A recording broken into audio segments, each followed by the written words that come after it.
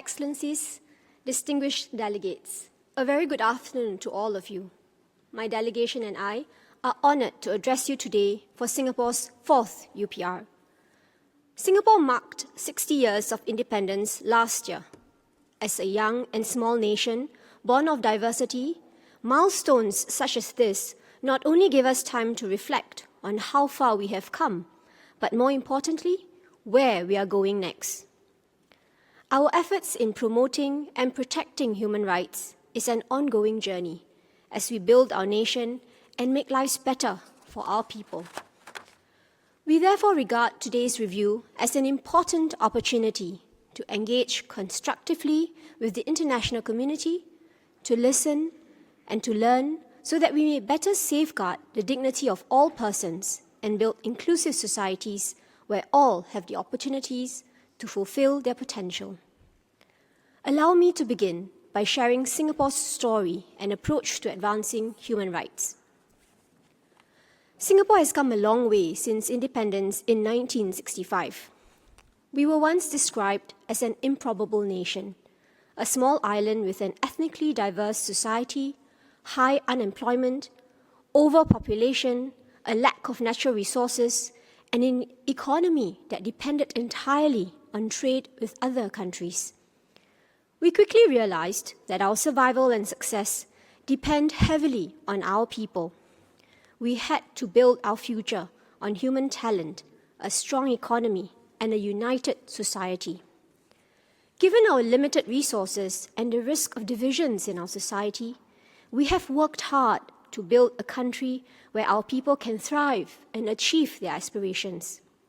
This requires order and stability, adherence to the rule of law, and a commitment to keep improving and adapting to new challenges. These realities shape our two-pronged approach to human rights. First, we recognize that there is no one single approach to the realization of human rights.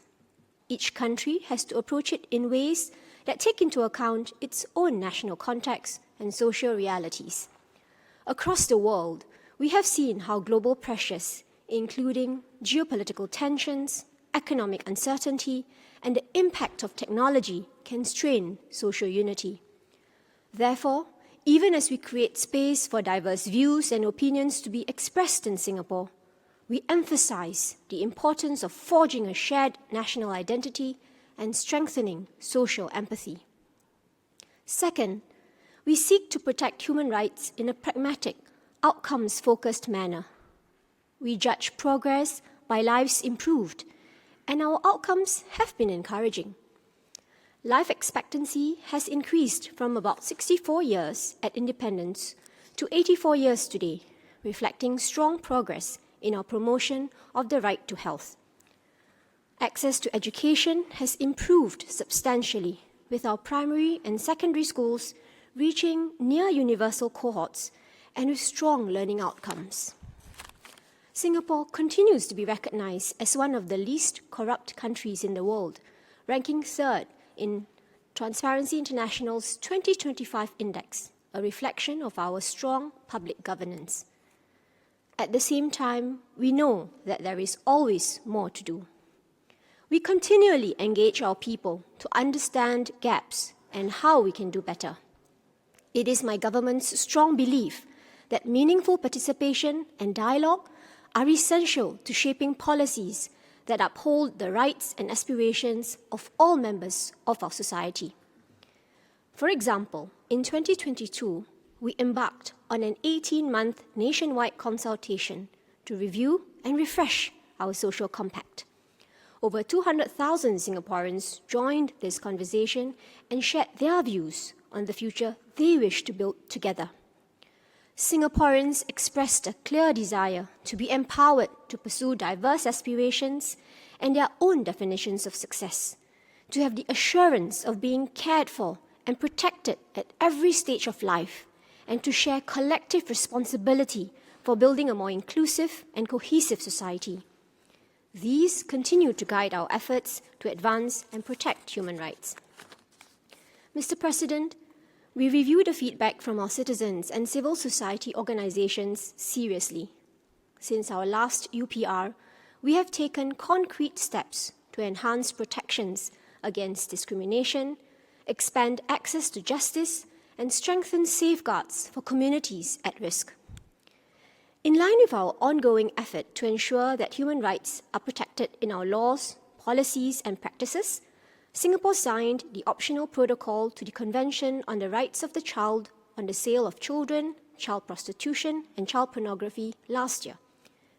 We also lifted our reservation to Article 25E of the Convention on the Rights of Persons with Disabilities after strengthening our domestic non-discrimination guidelines. In 2025, our Parliament passed Singapore's first workplace anti-discrimination law, helping to ensure that no worker is unfairly disadvantaged due to who they are.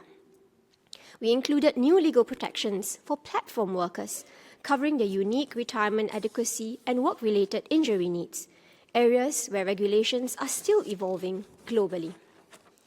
Since our last UPR, we have continued to strengthen support for communities that need more protection. We expanded subsidies for workplace modifications that help women, persons with disabilities, and older persons remain in the workforce, fostering more inclusive employment practices. We also established the Public Defender's Office to improve access to criminal defence aid and strengthen the right to a fair trial. In 2022, our Parliament voted to repeal a colonial-era law criminalising consensual sex between men. At the same time, constitutional amendments clarified Parliament's role in defining and regulating marriage. These followed years of careful public consultation and national debate. This approach reflects our continued commitment to combating discrimination, while also being committed to managing social differences and differing views with care and sensitivity. This has helped us to largely avoid the culture wars phenomenon, which can polarize societies and worsen discrimination in practice. We continue to invest heavily in education, housing, and healthcare. We have strengthened social safety nets so that no one is left behind. We expanded lifelong learning and digital skills training so that our people can adapt to a fast-changing world with confidence. We have built more neighbourhood-based care systems for an ageing population, and we're taking concrete steps to address climate risks. These are long-term investments in our people's dignity, resilience, and opportunity. Mr. President, in our experience, social harmony among diverse groups does not happen on its own. It must be nurtured patiently, deliberately, and together. One example, Singapore's public housing system, which houses over 80% of our population, is designed to ensure that families of different ethnic backgrounds live side by side. It is not left to chance. It is built into policy and reinforced daily through lived experience. Such everyday interactions build understanding and empathy and ultimately create a more cohesive society. We remain committed to strengthening inclusion, mutual respect, and equal belonging for all members of our society. Even as we celebrate the progress we have made, we recognize that we must continue to advance equality and inclusion, reinforce protections, and provide more opportunities for at-risk groups in our society. We must also ensure that pressing challenges like digital inclusion, an aging population, and climate change are addressed. We are a constant work in progress. We will have to be bold and creative to meet new challenges and fulfill the aspirations of our people.